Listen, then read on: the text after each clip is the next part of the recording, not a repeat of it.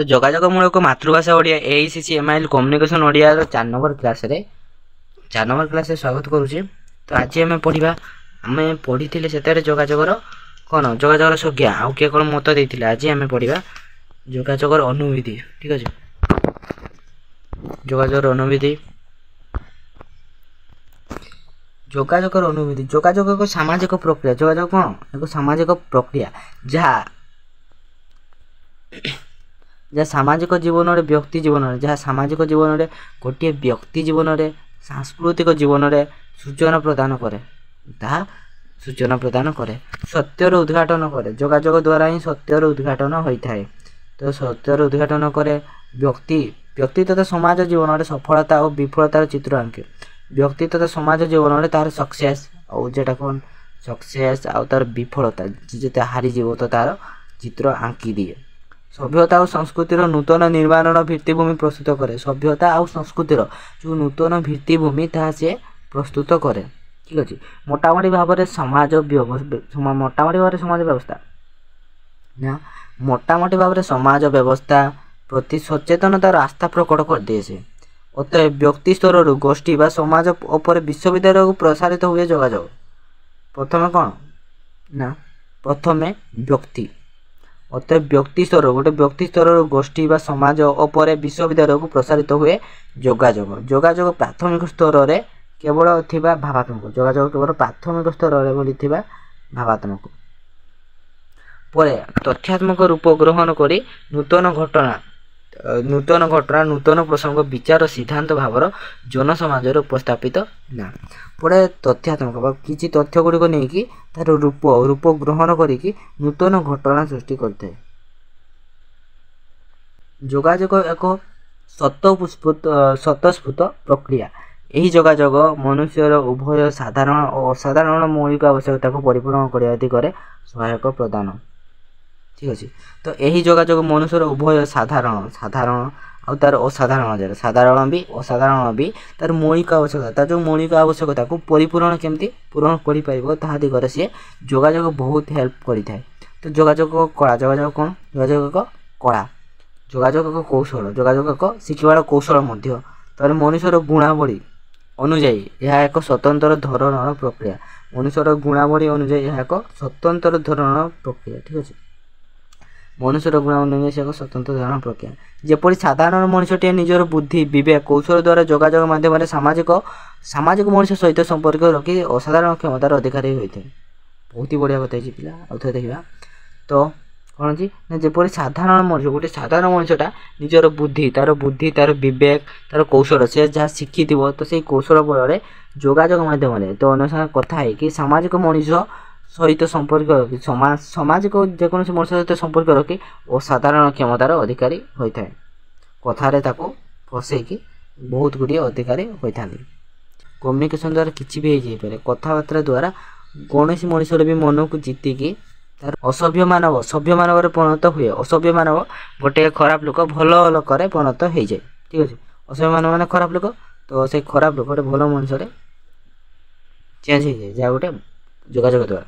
अतएव आज विज्ञान जुगे दैनंदिन जीवनचर्या भितर प्रत्येक समय एनी टाइम प्रति मुहूर्त जोगाजोगर आवश्यकता रही प्रति मुहूर्त जोगाजोग आवश्यक रही जोगाजोग ना कि ना यदि आम भाषा जानते क्या सागर कम्युनिकेशन कर कि ना प्रति मुहूर्त जोगाजोग आवश्यकता रही एबेका टाइम आधुनिक जुगे जोगाजोग एक बहुमार्गी साधन प्रक्रिया जोगाजोग एक बहुमार्गी साधन प्रक्रिया मानव जीवन आवश्यकता मानव जीवन जो आवश्यक दरकार हो तार उपयोगिता को विभिन्न मार्ग में परिपूर्ण करने जोगाजोग साहाय्य करता है। जमती तुम किसी दरकार है तो राइकी मागी देवा कथा को तो जोगाजोग जब न हो पाता आप मागी पारि था नहीं कारण जोगाजोग ही तार गोटे बहुमार्गी साधन प्रक्रिया जोगाजोग माने मुझे कहूनी खाली भाषा द्वारा ही जोगाजोग हो जाए बहुत ही माध्यम अच्छी जोगाजोग पूर्व काल भाषा से शिखि ना से ठाड़ होकर कथबार्ता होते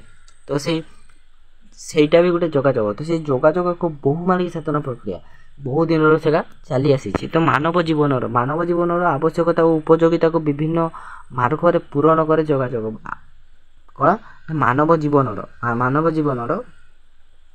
ମାନବ ଜୀବନର ଆବଶ୍ୟକତା ସେ ଯାହା ଆବଶ୍ୟକତା ଉପଯୋଗୀ ତାହା ମାର୍ଗରେ ପୂରଣ କରି ଯୋଗାଯୋଗ ଠିକ୍ ଅଛି। ଯୋଗାଯୋଗ ଏକ ବହୁମାର୍ଗୀ ସାଧାରଣ ପ୍ରକ୍ରିୟା। ଏହି ପ୍ରକ୍ରିୟାକୁ ସର୍ବକାଳୀନ ସବୁବେଳେ ଓ ସର୍ବାଜନୀନ କରିବା ପାଇଁ ତାର ବିଧିବିଧାନକୁ ନୀତି ନିୟମକୁ ଅନୁସରଣ କରିବା ଉଚିତ।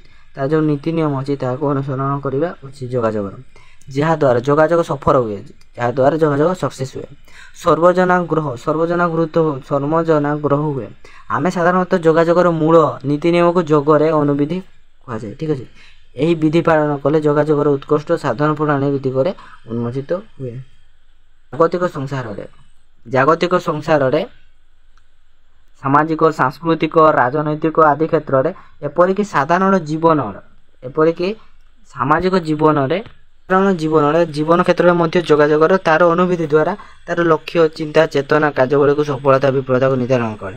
ତାର ସେଇ ଯୋଗାଯୋଗ ସାହାଯ୍ୟରେ ହିଁ ତାର ଯେଉଁ ଅଛି ତ ଏମିତି ଭଲ କଥା କହିଲେ ଭଲ ଲୋକ ଭାବିବେ, ଖରାପ କଥା କହିଲେ ଲୋକ ଖରାପ ଭାବିବେ। ଏପରିକି ସାଧାରଣ ଜୀବନଯାପନ ଏଥିରେ ଜୀବନଯାପନ ବେଳେ ହିଁ ଯୋଗାଯୋଗର ତୁମେ ମଣିଷର ଭାଷା ହିଁ ତାର ପରିଚୟ କଥାରେ ଅଛି। ତ ସେଇ ମଣିଷର ଭାଷା ଦ୍ୱାରା ତୁମର ପରିଚୟ ହୋଇଥାଏ ଠିକ୍ ଅଛି। ତ ଏପରିକି ସାଧାରଣ ଜୀବନ ଯାପନ କ୍ଷେତ୍ରରେ ମଧ୍ୟ ଯୋଗାଯୋଗର ତାର ଅନୁଭୂତି ତାର ଲକ୍ଷ୍ୟ ଚିନ୍ତା ଚେତନା କାର୍ଯ୍ୟବଳୀର ସଫଳତା ଓ ବିଫଳତାକୁ ନିର୍ଦ୍ଧାରଣ କରେ। ଯୋଗାଯୋଗ ପ୍ରଥମ ବିଧି ହେଉଛି ବକ୍ତା ଓ ପ୍ରେରକ। ଯୋଗାଯୋଗ ପ୍ରଥମ ବିଧି ହେଉଛି କ'ଣ? ବକ୍ତା ଯିଏ କହିବ ଓ ପ୍ରେରକ ଠିକ୍ ଅଛି, ପଠେଇବା ଯେଟା ଏବଂ ଚିରନ୍ତନ ଶ୍ରୋତା ନିକଟରେ ପହଞ୍ଚାଇବାକୁ ଇଚ୍ଛା ପ୍ରକଟ କରୁଛି ତାହା ଚୟନ କରେ ପ୍ରକାଶ। ବକ୍ତାର ତଥ୍ୟ ପ୍ରେରକ ବୁଝିବା, ବକ୍ତାର ଯେଉଁ ତଥ୍ୟ ବକ୍ତା ଯେଉଁ କହିବାକୁ ଚାହୁଁଛି ତାହା ପ୍ରେରକ ବୁଝିବା ଓ ତଦନୁସାରେ ପ୍ରତିକ୍ରିୟା ରଖିବା ତାହା ରିପ୍ଲାଇ ଦେବା ହେଉଛି ଯୋଗାଯୋଗର ଲକ୍ଷଣ ଠିକ୍ ଅଛି। ତ ତଦନୁସାରେ କାର୍ଯ୍ୟ ଓ ଲକ୍ଷ୍ୟ ପୂରଣ ସମ୍ଭବ ହୁଏ। ତ ତାହାଦ୍ୱାରା କାର୍ଯ୍ୟ ଓ ଲକ୍ଷ୍ୟ ପୂରଣ ହୁଏ।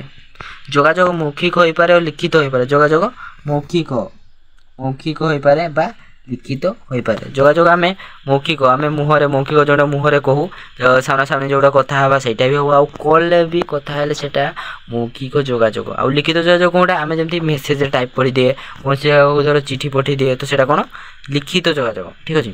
ତ ପୁନଶ୍ଚ ବ୍ୟକ୍ତି ମଧ୍ୟରେ ଗୋଟେ ବ୍ୟକ୍ତି ଆଉ ଗୋଟେ ବ୍ୟକ୍ତି ମଧ୍ୟରେ କିମ୍ବା ଗୋଟେ ଗୋଷ୍ଠୀ କ'ଣ ବହୁତ ଗୁଡ଼ିଏ ଲୋକ ନେଇ ଗୋଟେ ଗୋଷ୍ଠୀ ହେଇଥାଏ, ଗୋଟେ ଗୋଷ୍ଠୀ ଆଉ ଗୋଟେ ଗୋଷ୍ଠୀ ନିକଟକୁ କ'ଣ ଆଉ ଗୋଟେ ଜାତି ଏପରିକି ଦେଶ ମଧ୍ୟରେ ଗୋଟେ ଦେଶ ଆଉ ଗୋଟେ ଦେଶ ମଧ୍ୟରେ ଲକ୍ଷ୍ୟ ପୂରଣ ଉଦ୍ଦେଶ୍ୟରେ ଏହି କାର୍ଯ୍ୟ କରିଥାଏ ଠିକ୍ ଅଛି। ଲକ୍ଷ୍ୟ ପୂରଣ ଯେମିତିକି ଆମ ଦେଶରେ ଯେତେ ଆଣବିକ ଶକ୍ତି ଯେମିତିକି ବମ୍ ଗନ୍ ସେମିତି କିଛି ନାହିଁ, ତ ସେତେବେଳେ ସେ ଆଣିବା ପାଇଁ ଆମେ କେଉଁ ଦେଶକୁ କହୁ ନା ସେତେ ସବୁ ଜାପାନକୁ ଆମେ କହୁ ଦେ ଗନ୍ ଫୋନ୍ ଦେ, ତା ବଦଳରେ ତୋତେ କିଛି ଅଲଗା ଜିନିଷ ଦେବୁ। ତ ତା କ'ଣ ହେଲା ତାଙ୍କ ଲକ୍ଷ୍ୟ ସାଧନ, ଇଣ୍ଡିଆର ଲକ୍ଷ୍ୟ ସାଧନ ପାଇଁ ସେ ଜାପାନ ସାଙ୍ଗରେ କଥା ହେଲା। ତ ଜାପାନ ବି ତାର କିଛି ଯାହା ମାଗିଥିବ ତ ସେଇ ପାଇଁ ସିଏ ତାର ବି ଲକ୍ଷ୍ୟ ସାଧନ ପାଇଁ ସିଏ ତାକୁ କ'ଣ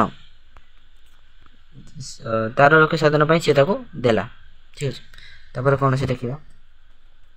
ଦ୍ୱିତୀୟରେ ପ୍ରେରକ ଉପଯୋଗୀ ତଥ୍ୟ ସଂଗ୍ରହ କରି ତାର ଗୁଣାତ୍ମକ ଦିଗ ପ୍ରତି ସଚେତନ ହୋଇ ଗ୍ରାହକ ପକ୍ଷକୁ ପ୍ରେରଣ କରିବ। ତାର ଗୁଣାତ୍ମକ ଦିଗ ପ୍ରତି ସେ କ'ଣ ସଚେତନ ହୋଇ ଗ୍ରାହକ ପକ୍ଷକୁ ପ୍ରେରଣ କରିବ। ଗ୍ରାହକ ବା ଶ୍ରୋତା ତାର ଉପଯୋଗିତାକୁ ଲକ୍ଷ୍ୟ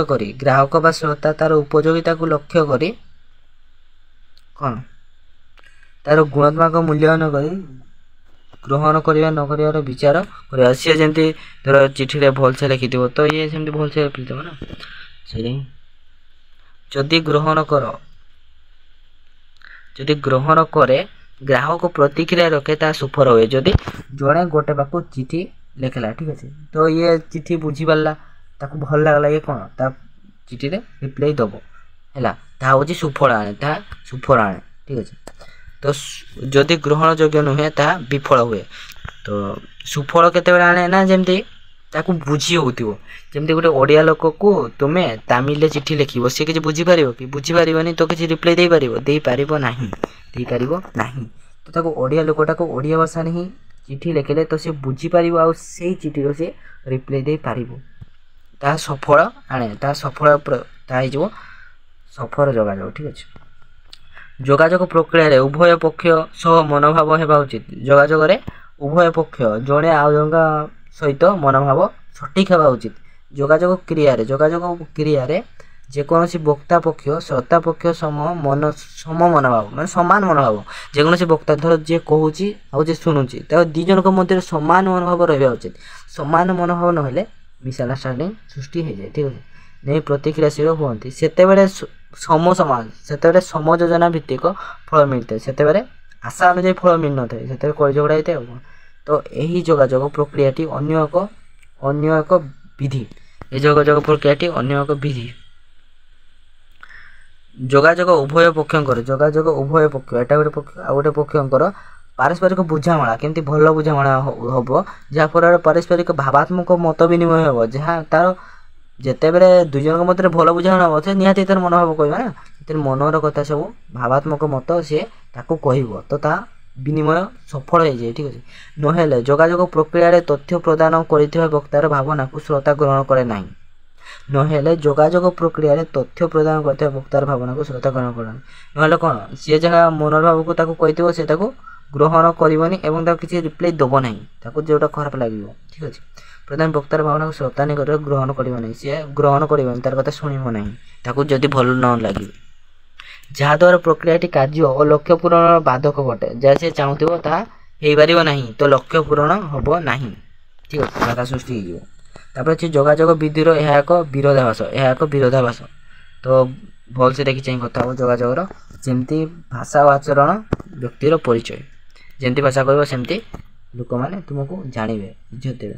ଯୋଗାଯୋଗ ଯେତେବେଳେ ବାଧକ ହୁଏ ଯେ ହୁଏ ନାହିଁ, ଯଦି ସତର୍କତାମୂଳକ ପଦକ୍ଷେପ ଗ୍ରହଣ କରାଯାଏ, ଯଦି ସେଇ ଟାଇମ୍ରେ ତୁମେ ସତର୍କ ହେଇଯିବ, ତ ସେ କ୍ଷେତ୍ରରେ ଯୋଗାଯୋଗ ସଫଳ ହେଇଯାଏ, ସେ କ୍ଷେତ୍ରରେ ଯୋଗାଯୋଗ ସକ୍ସେସ୍ ହେଇଯାଏ। ଯଦି ଯୋଗାଯୋଗ ଯେତେବେଳେ ବାଧକ ସୃଷ୍ଟି ହେଇଯାଏ, ଯଦି ସେଇ ଟାଇମ୍ରେ ସତର୍କ ହେଇଯିବ, ତୁମେ ତାକୁ ଭୁଲ ମାଗିକି ସତ କଥା କହିଦେବ, ତ ସେତେବେଳେ କ'ଣ ହେବ, ଯୋଗାଯୋଗ ସଫଳ ହୁଏ। ଯଥା ଶ୍ରବଣ ଦୋଷ, ଯେମିତିକି ଶ୍ରବଣ ଦୋଷ, ସିଏ କିଛି ଶୁଣି ନଥିବ, ସେଇ ଟାଇମ୍ରେ ତୁମେ ତାକୁ ଉଲ୍ଟା ସେଇଟା କହିଦେଇଥିବ, ଗାଳି ଦେଇଥିବ, ପାଛେ ସେ ଶୁଣି ନଥିବ ସେ କଥାଟା, ତ ସେଇଟା ଦେଖିଥିବ। ତାପରେ ଯାନ୍ତ୍ରିକ ତ୍ରୁଟି, ନେଟୱାର୍କ ପଳେଇ ଯାଇଥିବ, କିଛି ଯାନ୍ତ୍ରିକ ଯେମିତି ଫୋନ୍ ଖରାପ ହେଇଯାଇଥିବ, ହ୍ୟାଙ୍ଗ ହେଇଯାଇଥିବ, ତୁମେ କେମିତି କାଢ଼ିଥିବ, ସେତେବେଳେ କହୁଛି ଶୁଣାଯାଉନି, ତ ତା ଯାନ୍ତ୍ରିକ ତ୍ରୁଟି କାଳେ ଦେଖିବ ତାର ଫୋନ୍ ଅଛି ନା ହ୍ୟାଙ୍ଗ ହେଇଯାଇଥିବ, ସେଇଟା ବି ଦେଖିବାକୁ ପଡ଼େ। ତ ନେଟୱାର୍କର ଚଳଚାଞ୍ଚଳ, ସେ ଜାଗାରେ ଯଦି ନେଟୱାର୍କ ହିଁ ଥିବନି, ତୁମେ ସେତେବେଳେ ହ୍ୟାଲୋ ଶୁଣାଯାଉନି, କାଲାଟା କେବେ ସେତେ କିଛି କହୁଥିବ, କିନ୍ତୁ ତାର ନେଟୱାର୍କ ହିଁ ଥିବନି, ତ ସେଇଟା ହିଁ ତୁମେ ଏମିତି କଥା କହିବ, ତୁମେ ଶାନ୍ତାଳରେ କଥା ହେବ ତା ସାଙ୍ଗରେ, ସେ ବୁଝୁ ହିଁ ନଥିବ, ତ ସେଇଟା କ'ଣ, ଅଜ୍ଞାତ ଭାଷା ବ୍ୟବହାର କଲେ ସେ ବୁଝିପାରିବନି। ତାପରେ ଅମନୋଯୋଗୀ ମନୋଭାବ, ତୁମେ ତା ସାଙ୍ଗରେ ଭଲ ମନୋଯୋଗୀ ହେବନି, ରାଗିକି କଥା ହେବ ଇଆଡ଼େ ସିଆଡ଼େ। ଆଉ ଶବ୍ଦ ଜଟିଳତା, ତୁମେ ଜଟିଳତା ଶବ୍ଦ ବ୍ୟବହାର କରିବ, ଯେଉଁଟାକି ସେ ବୁଝି ପାରୁନଥିବ, ଶୁଣି ହିଁ ନଥିବ, ସେମିତି ୱାର୍ଡ଼ ତୁମେ ବ୍ୟବହାର କରିବ, ସେ କେମିତି ରିପ୍ଲାଏ ଦେବ। ଦାୟିତ୍ୱହୀନତା, ନିଜର ଦାୟିତ୍ୱହୀନତା, ତୁମେ ନିଜ ଦାୟିତ୍ୱକୁ ଭୁଲିକି ଲୋକକୁ ଇଆଡ଼େ ସିଆଡ଼େ କହିବା। ଆନ୍ତରିକତାର ଅଭାବ, ଜଣେ ଆଉ ଜଣଙ୍କ ପ୍ରତି ଆନ୍ତରିକତାର ଅଭାବ, ଅବହେଳା, ମାନସିକ ଚାପ, ଟେନସନରେ କଥା ହେବ। ତାପରେ କାର୍ଯ୍ୟ ତଦାରଖ କରିବାର ଦକ୍ଷତା ଇତ୍ୟାଦି କ୍ଷେତ୍ରରେ ସତର୍କତା ସର୍ବଦା ବାଞ୍ଛନୀୟ। ଯୋଗାଯୋଗ ପ୍ରକ୍ରିୟାରେ ଏହି ଦିଗ ଗୁଡ଼ିକ ଯଦି ଆମେ ସଚେତନ ହେବା, ଯୋଗାଯୋଗ ପ୍ରକ୍ରିୟାରେ ଏହି ଯେତିକି ଦିଗ ଅଛି ଆମେ ସତର୍କ ହେଇଯିବା, ତ ଦେଖିବା କାଳେ ଫୋନ୍ ହେଇଯାଇଛି, ନେଟୱାର୍କ ପଳେଇଛି, ତାପରେ ଆମେ ପ୍ରଥମେ ରିସର୍ଚ୍ଚ କରିବା, ରିସର୍ଚ୍ଚ କଲା ପରେ ତାକୁ ଯାହା କହିବା। ପ୍ରଥମତଃ ଏମିତି ଗାଡ଼ି ଦେବା ଭୁଲ ହେଲା, ଭୁଲ। ତାପରେ ନୀତିବାନ ହେବା, ତାହେଲେ ଆମ ପ୍ରକ୍ରିୟାରେ କାର୍ଯ୍ୟ ସାଧନ ସକ୍ସେସ୍ ହେଇଯିବ। ତୁମେ ଯଦି ବୁଝିଯିବ ଯେ ତାର ନେଟୱାର୍କ ପଳେଇଛି, ତ କାଟିକି ଆଉ ଥରେ କଲ୍ କରିଦେବ ନା, ତ ସେତେବେଳେ କ'ଣ ହେବ ନା, ତାର ଯେତେବେଳେ ଯାହା ଥିବ ଲକ୍ଷ୍ୟ ପୂରଣ ହେଇଯିବ ସେତେବେଳେ। ଠିକ୍ ଅଛି, ଆଶା ଯାହା କରୁଥିବ ତାହା ହେଇଯିବ, ସିଏ ମାନିଯିବ। ଆଉ ସେମିତି ରାଗିକି କଥା ହେଲେ ସିଏ କେମିତି ମାନିବ। ତ ସେଥିପାଇଁ କୁହାଯାଇଛି ନୀତି ସମ୍ପନ୍ନ ଯୋଗାଯୋଗ ସର୍ବୋତ୍କୃଷ୍ଟ ଶୃଙ୍ଖଳିତ ଯୋଗାଯୋଗ। ନୀତି ନିୟମକୁ ମାନିକି ଚଳିଲେ ତାହା ହେଉଛି ଏକ ସଫଳ ଯୋଗାଯୋଗ। ତ ଆଜିର କ୍ଲାସ୍ଟି ଏଇଠି ରହିଲା। ତ କ୍ଲାସ୍ଟି କେମିତି ଲାଗୁଛି, ଯଦି ଭଲ ଲାଗୁଛି କମେଣ୍ଟରେ କୁହନ୍ତୁ। ଆହୁରି